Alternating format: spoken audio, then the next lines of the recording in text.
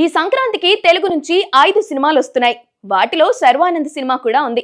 నారీ నారీ నడుము మురారితో ఆయన ఈ పండక్కి ప్రేక్షకుల్ని పలకరించబోతున్నారు. సంక్రాంతి సీజన్ శర్వాకు బాగా కలిసొచ్చింది. రన్ రాజా రన్, శతమానం భవతి పండక్కే వచ్చి సూపర్ హిట్ అయ్యాయి. అదే సెంటిమెంట్ ఈసారి కూడా కంటిన్యూ అవుతుందని శర్వా భావిస్తున్నారు. తన కెరీర్ లో చాలా కీలకమైన సినిమా ఇది. ఎందుకంటే ఈ మధ్య శర్వాకు వరుసగా పరాజయాలు ఎదురవుతున్నాయి కాబట్టి శర్వా మళ్లీ ట్రాక్ ఎక్కాలంటే ఈ సినిమాతో హిట్ కొట్టాల్సిందే. అందుకే అన్ని రకాల జాగ్రత్తలు తీసుకున్నాడు శర్వానంద్. ఫ్యామిలీ ఎంటర్టైనర్ కాబట్టి సంక్రాంతికి వచ్చేలా ప్లాన్ చేశారు. బైకర్ అనే సినిమా పక్కన పెట్టి ఈ సినిమా ముందుగా పూర్తి చేశాడు.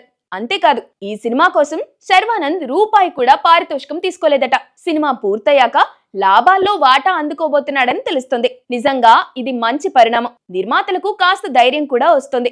రవితేజ కూడా ఇలానే ఆలోచించారు. ఈ సంక్రాంతికి భర్త మహాశైలకు విజ్ఞప్తి సినిమాతో వస్తున్నాడు మాస్ రాజా రవితేజ. ఈ సినిమా కోసం రవితేజ రూపాయి కూడా పారితోషికం తీసుకోలేదని నిర్మాత స్వయంగా వెల్లడించారు. ఇప్పుడు శర్వా కూడా అదే పని చేశారు.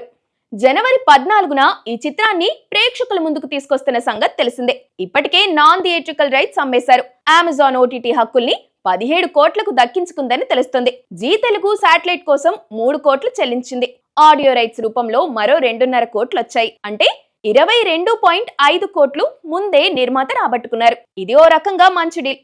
మంచి టాక్ సంపాదించుకొని సంక్రాంతి సీజన్ కలిసొచ్చిందే అంటే గనక నారీ నారీ నడుము మురారి నిర్మాతలకు మంచి లాభాల్ని అందించిన ప్రాజెక్టుగా ఖచ్చితంగా మిగులుతుంది.